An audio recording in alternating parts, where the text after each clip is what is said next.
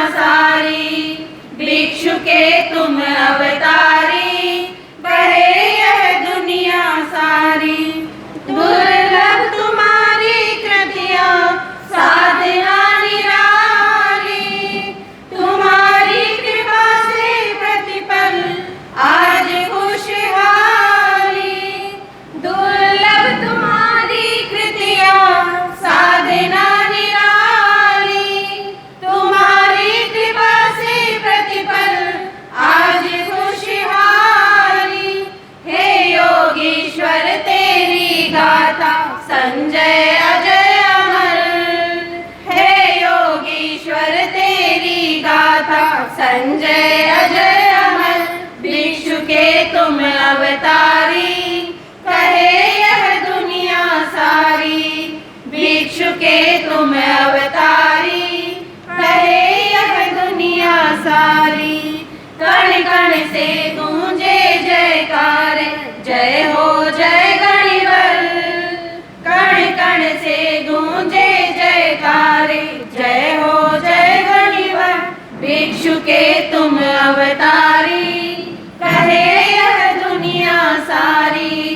भिक्षु के तुम अवतारी, कहे यह दुनिया सारी। भिक्षु के तुम अवतारी, कहे यह दुनिया सारी।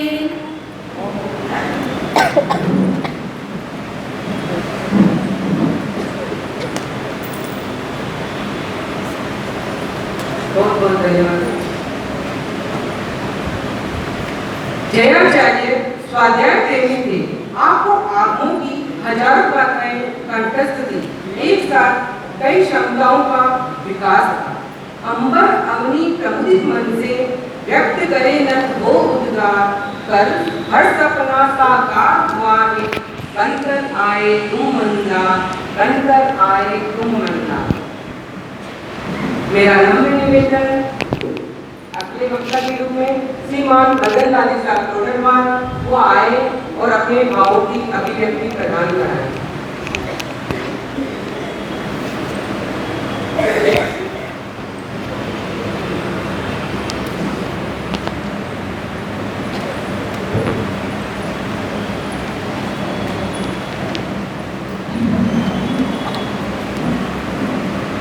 महावीर से महाप्रज्ञ तक की श्रृंखला को नमन, आचार्य पर्व को वंदन, अत्र विराजित चरितात्माओं को वंदन। उपस्थित धर्म सभा, जैन धर्म के और तेरा पंथ के इतिहास में हर शताब्दी में एक न एक प्रभावशाली आचार्य रहा।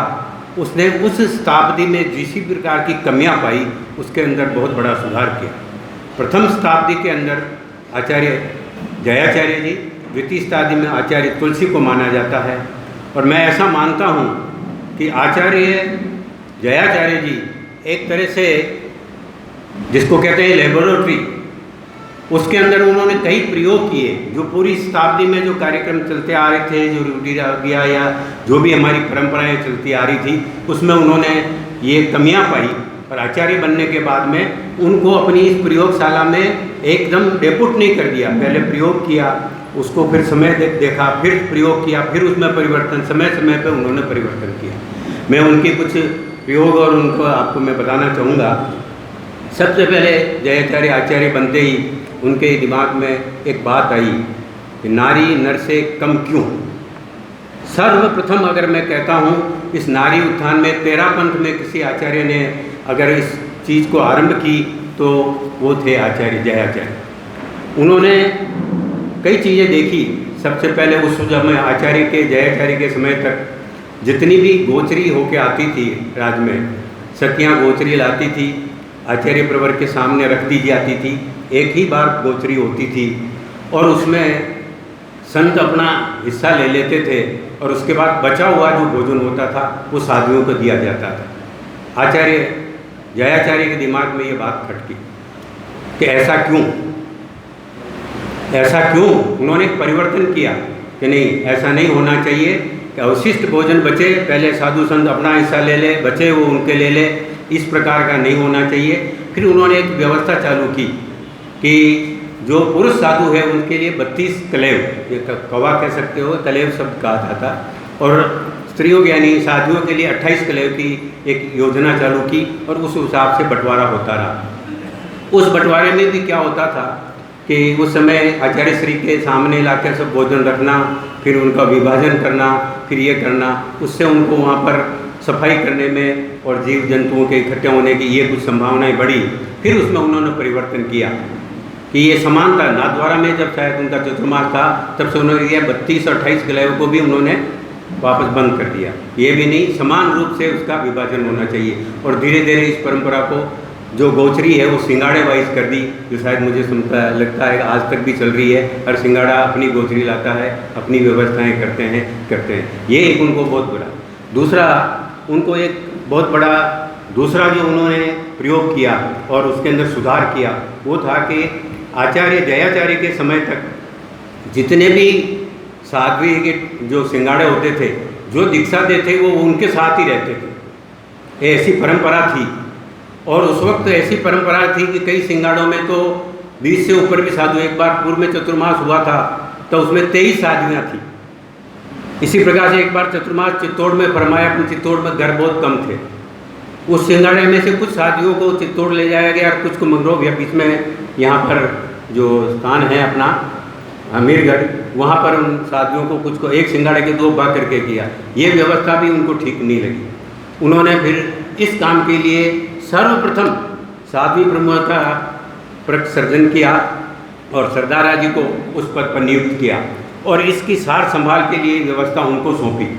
उन सब साध्वी और साधुओं के समूह को इस तरह से जिसके साथ दीक्षा हो उनके साथ रहने की परिपाटी को बंद किया और एक दूसरा करके 23 नए सिंगाड़ों का सर्जन किया। उससे 23 नए क्षेत्रों को और लाभ मिला। ये जयाचार्य की बहुत बड़ी उपलब्धि है। तब से अभी तक ऐसा कोई हमारे यहाँ सिस्टम नहीं कि जिसने जिसके साथ दीक्षा दी वो साधु उसके साथ ही रहेगा। ये परंपरा बंद की। ये भी बहुत बड़ा एक जो सुधार था उसकी हमें आवश्यकता थी। उसके बाद एक बहुत बड़ा समस्या थी उस वक्त। आज तो हमारे पास बहुत कुछ सामान है, उस वक्त एक समस्या थी क्या पढ़ें। साधुओं के सामने भी समस्या थी क्या पढ़ें, पढ़ने का कुछ नहीं था। पर आज ये समस्या है कि क्या क्या पढ़ें। आज हम कितना भी पढ़ लें फिर भी कुछ नहीं पढ़ सकते हैं, इतना साहित्य उपलब्ध है। उस वक्त ऐसी स्थिति थी कि कई साधुओं के पास जो लिखा हुआ मैटर था उसको एक ही चतुर्मास में 2-2, 3-3 बार रिपीट करके वही व्याख्यान सुनाते थे, क्योंकि उनके पास में और साहित्य था। तो उन्होंने उसका कारण ये था कि आज की जैसी व्यवस्था नहीं थी। उस वक्त जो व्यक्ति जितना लिखता उसके जो भी पेपर होते वो स्वयं को अपनी पीठ पर लादकर विहार करना पड़ता था, कोई एक दूसरा नहीं है। तो लोग लिखने में संकोच करने लगे कि मैं बहुत ज़्यादा पोथी लिख दूंगा तो विहार के अंदर मुझे ही अपनी पीठ पर ले जाना पड़ेगा। ये जयाचार्य ने इसमें परिवर्तन किया और उन्होंने एक नियम निकाला कि जो लिखेगा उसकी पोथी सहयोगी जो साधु होंगे वो ढोएंगे विहार में। उससे थोड़ा विकास हुआ, लोगों ने ज़्यादा लिखना आरंभ किया। लेकिन उस वक्त सबसे बड़ी और समस्या थी, लिखने वाले तो लिख देते थे लेकिन वो उनके पास सीमित अपने 4-5 जो सिंगाड़ा होता उसी में रहता था, क्योंकि कॉपी करने का उस वक्त ऐसा कोई कॉपी फोटोकॉपी या ऐसी कोई व्यवस्था नहीं थी।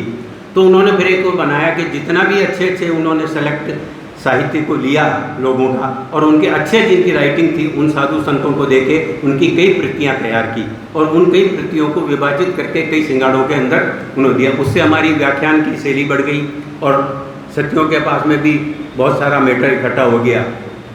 इसको उन्होंने फिर लास्ट में एक और किया कि जितना भी साहित्य था, जैसे यहाँ पर जैसे बैंकों का राष्ट्रीयकरण होता है, किसी चीज़ का राष्ट्रीयकरण होता है, उन्होंने संघीयकरण किया। जितना भी साहित्य था वो किसी का नहीं, चाहे किसी ने भी लिखा हो, ये संघ का है। संघ का संघीकरण करके उन साहित्य को सुचारू रूप से व्यवस्थित किया और उनकी प्रतियां करके वो दिया। ये एक बहुत बड़ी उनकी सुधार का जो दूसरा रूप है जो हम आप देखते हैं। तीसरा था एक उस वक्त हाजिरी, उसको गण विशुद्धिकरण हाजिरी कहा जाता था और रोज व्याख्यान में आचार्य जयाचार्य की परंपरा तक भिक्षु से लगा के वहाँ तक चीन आचार्य के समय में रोज हाजिरी का साधु लोग खड़े होकर उसका वाचन करते थे और उसका जो जिसका विवरण जो दिया जाता था सार वो भी पढ़ते थे। उन्होंने कुछ ये भी देखा इसमें हर रोज़ ये पढ़ने से व्याख्यान में व्याधा होती है और खड़े रह के बढ़ते हैं उससे व्याख्यान में होती है, उसको उन्होंने बैठ के चालू किया। फिर उसमें परिवर्तन किया, फिर उसको पाक्षिक किया, साप्ताहिक किया होगा, पाक्षिक किया। आज के लिए पाक्षिक चल रहा है, हर चतुर्दशी के रोज़ पढ़ी जाती है, जबकि ये पहले हर व्याख्यान के पहले खड़े होके रोज़ हाजिरी पढ़ना और उसका विवेचन करना और फिर बैठना, इस परंपरा को भी उन्होंने सुचारू रूप से सही किया। और सबसे बड़ा जो हमारा अवदान है आचार्य जयाचार्य का कि जीवन रोज़ की तरह अगर हम रहते हैं, ये हमारी संस्कृति त्योहारों की संस्कृति है। हिंदुस्तान की ऐसी कोई तिथि नहीं है जिस पे त्यौहार नहीं होता हो। क्यों कि हर रोज़ चलते हुए आदमी एक तरह से एक स्थिति में उब जाता है।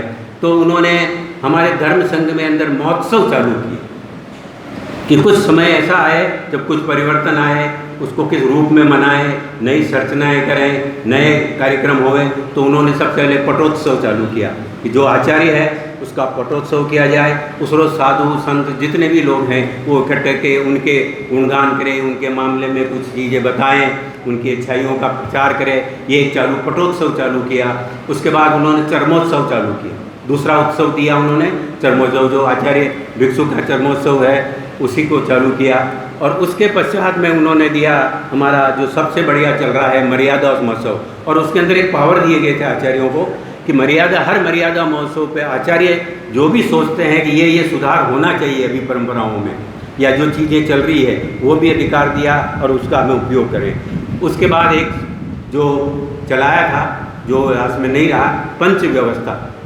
उस वक्त उन्होंने एक 5 मुनियों की एक कमेटी बनाई जिसमें छोगा जी और हरक जी ऐसे कुछ मुख्य संत थे। और उन्होंने कहा किसी भी साधु संत से अगर किसी प्रकार की गलती हो जाए तो वो कमेटी ये निर्धारित करेगी कि उसको क्या प्रायश्चित लेना है। तो एक कालूराम जी करके रेल मंगरा के संत थे, उन्होंने से कोई अवसाधना हो गई तो उस कमेटी ने उनको जो प्रायश्चित किया उसका उन्होंने विद्रोह कर लिया। मैं इसको नहीं मानता, ये बहुत ज़्यादा है। और ये बड़ी समस्या हो गई कि अब इसको क्या किया जाए।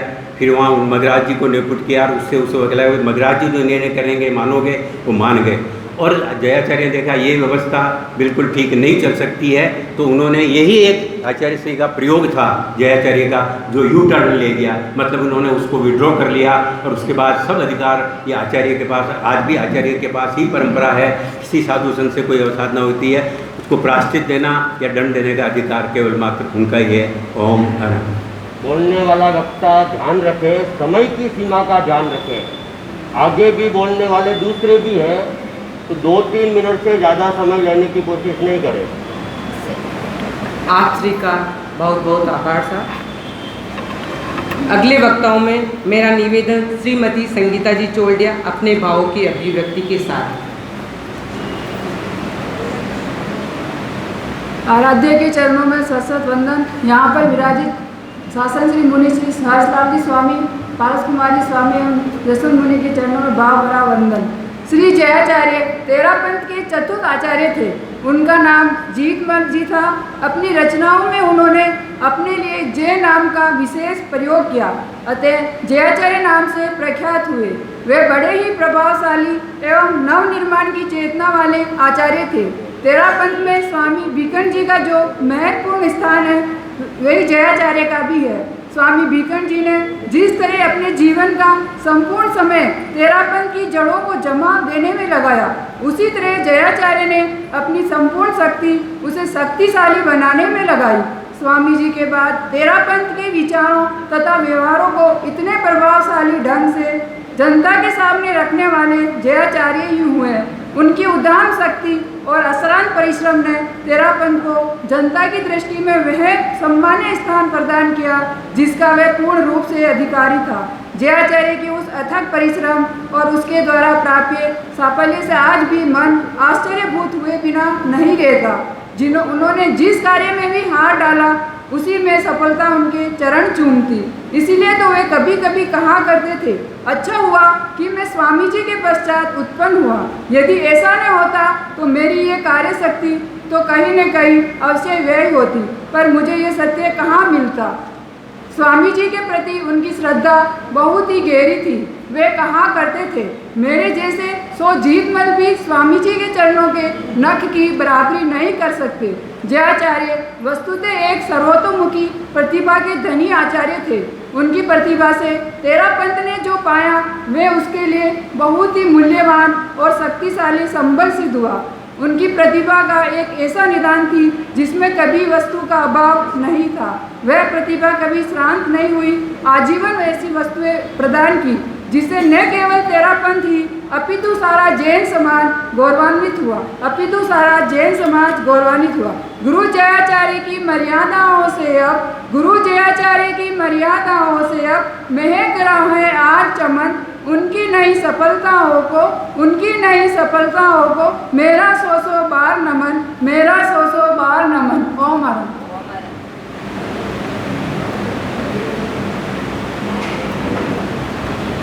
आप श्री का बहुत बहुत धन्यवाद। मेरा निवेदन अगले वक्ताओं में श्रीमती पुष्पा जी पामेचा अपने भावों की अभिव्यक्ति के साथ।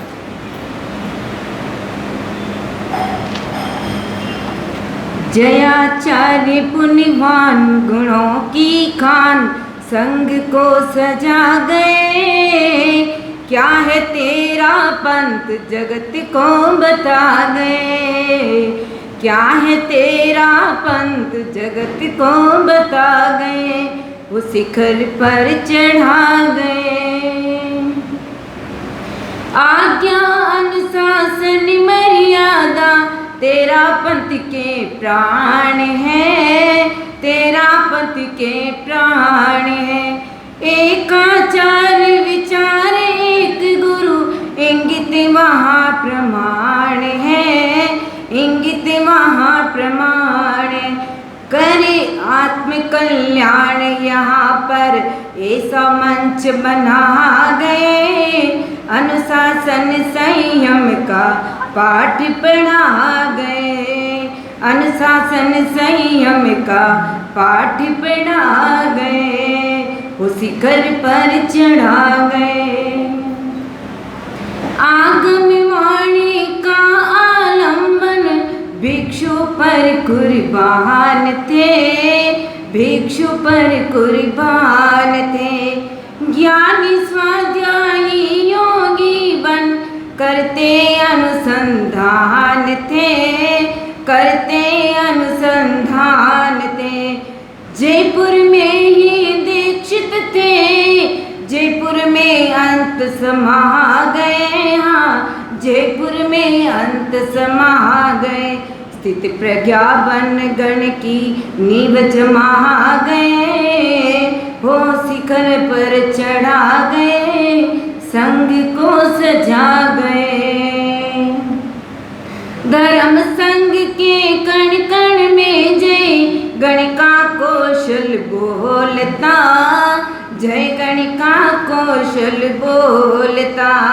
एक तंत्र में प्रजातंत्र का रूप देख सिर डोलता, रूप देख सिर डोलता। तेरा पंथ की दीर्घ जीविता का महामंत्र बता गए, एक सूत्रता में जीना सिखला गए, उस शिखर पर चढ़ा गए, संग को सजा गए, उस शिखर पर चढ़ा गए।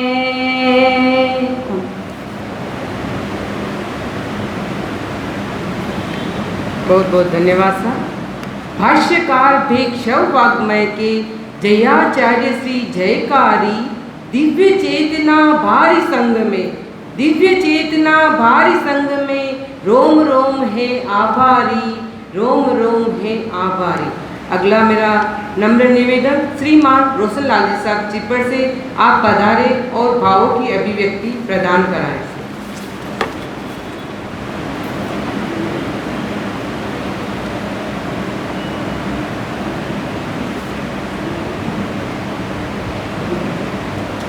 बनते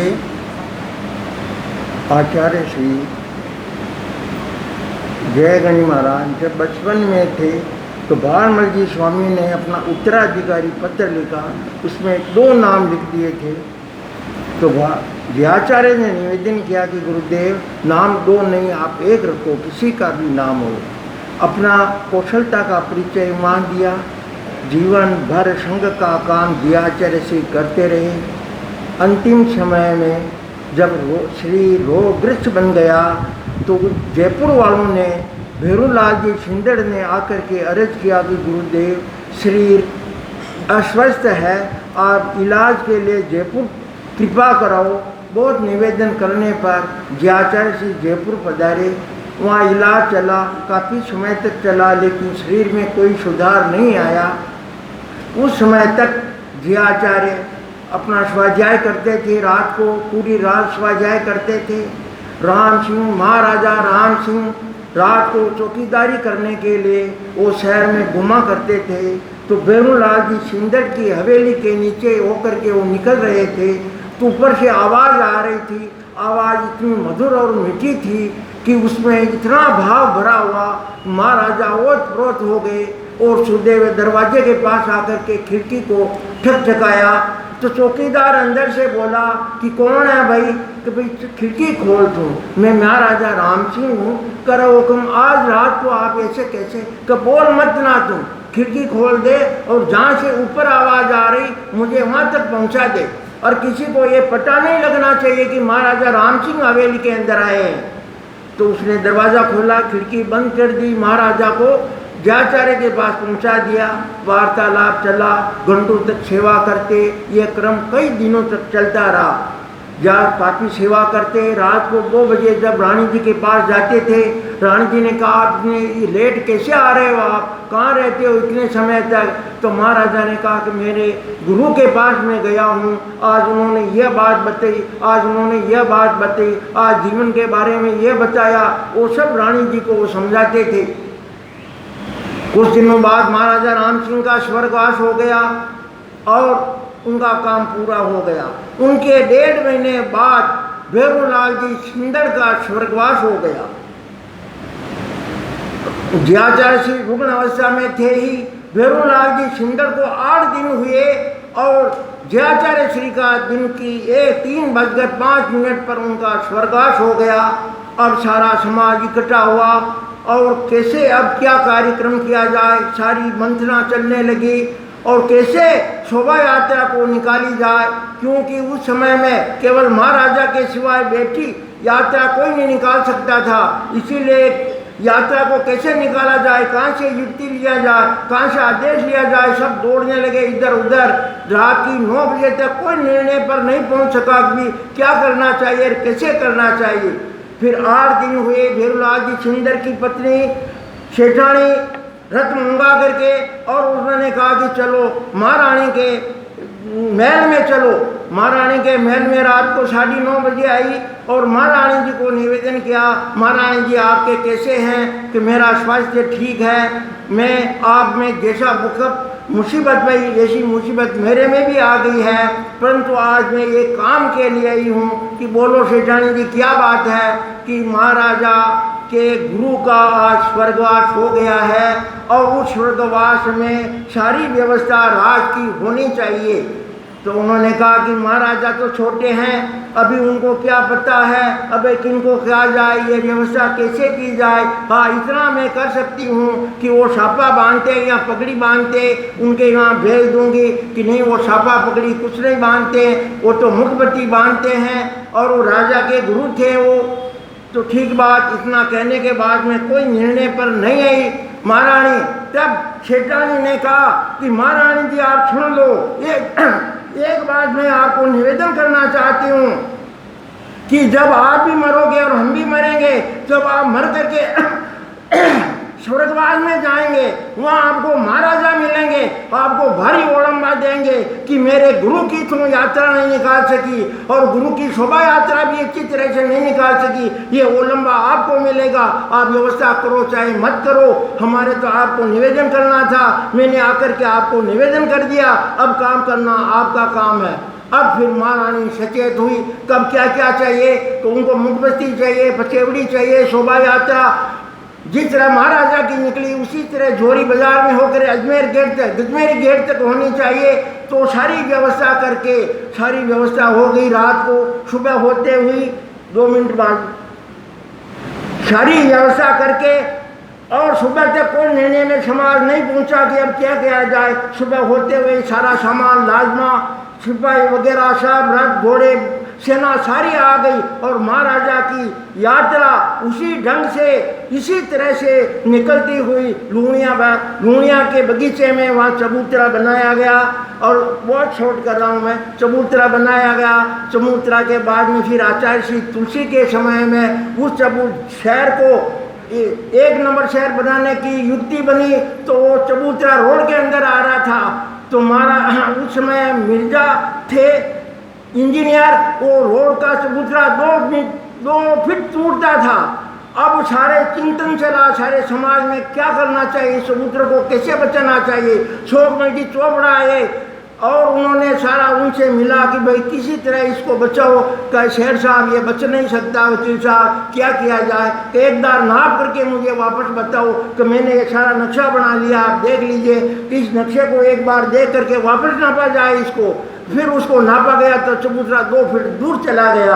तो ये हमारे गुरुदेव की कृपा थी, हमारे धर्म संघ को संजोया आज एक धागे में पिरोया हुआ हमारा धर्म संघ चल रहा है। आज हमारी यात्रा के लिए हम जा रहे हैं, रवाना हो रहे हैं 10:30 बजे। आज से मंगल पाठ सुनेंगे। हमारी खूब यात्रा आप आशीर्वाद रहे, खूब अच्छी रहे, खूब हम काम करें, धर्म संघ को आगे बढ़ाएं। ओम हर।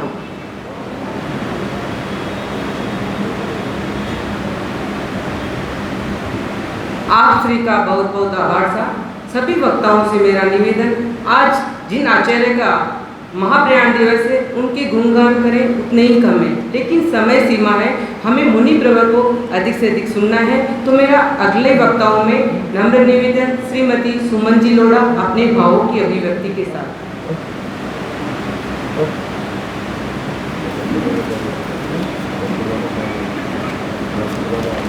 आगे आ जाओ, कैमरा में फोटो ना हो, आगे आ जाओ।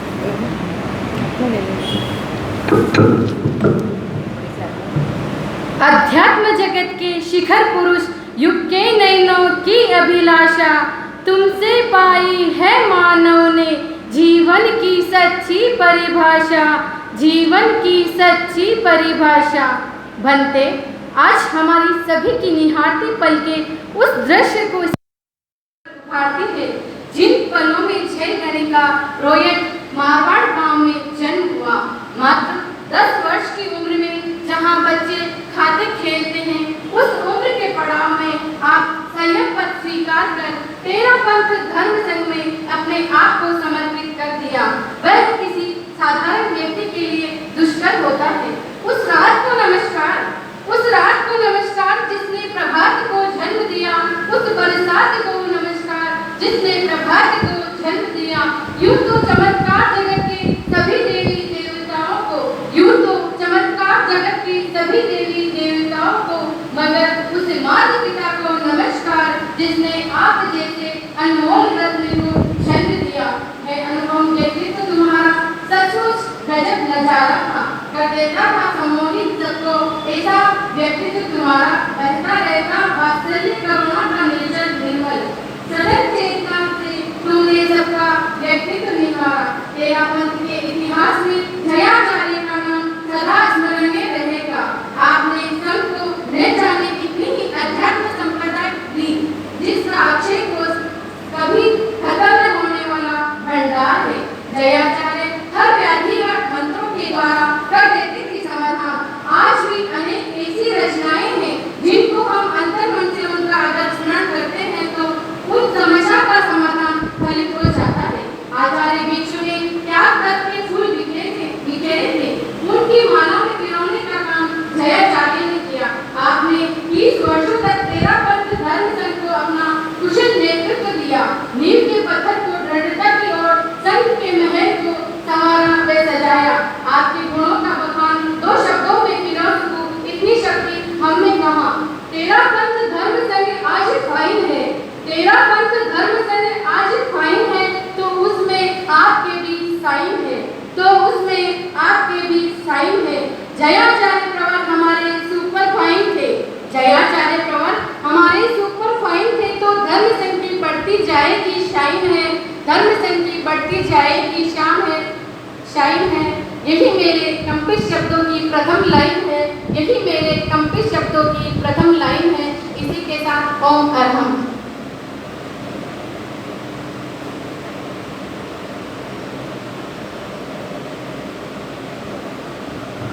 बहुत बहुत धन्यवाद। अगले वक्ताओं में मेरा निवेदन, श्रीमती नीलम जी लोढ़ा अपने भावों की अभिव्यक्ति प्रदान।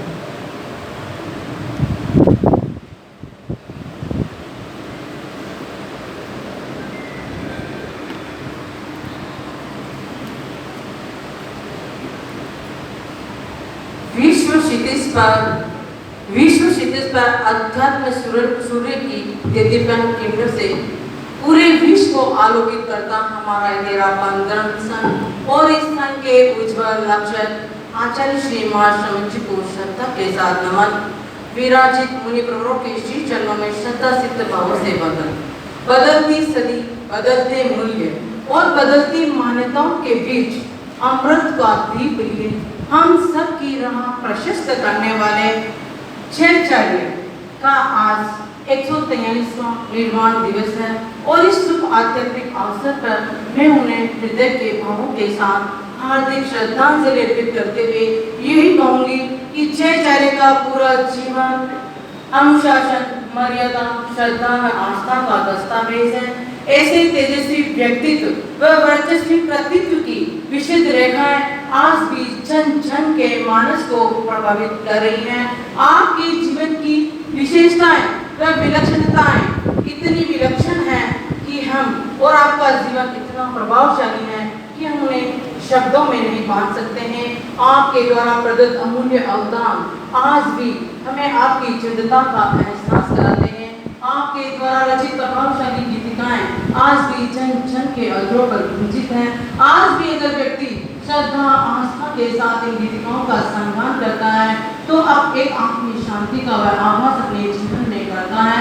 तो ऐसे आचार्य अगर हमारे तेरा सन के पट में मिलते रहेंगे तो अनुशासन, विनम्रता और श्रद्धा आस्था के जीवन सदैव मिलते रहेंगे। हमारी ये श्रद्धा, हमारा ये विश्वास और हमारी ये आस्था छात्राचार्य के प्रति, हमारे तेरा बंधन से के प्रति यूं ही बनी रहे। इन्हीं अनंत शुभ भावों के साथ इस बार पुनः हार्दिक श्रद्धांजलि।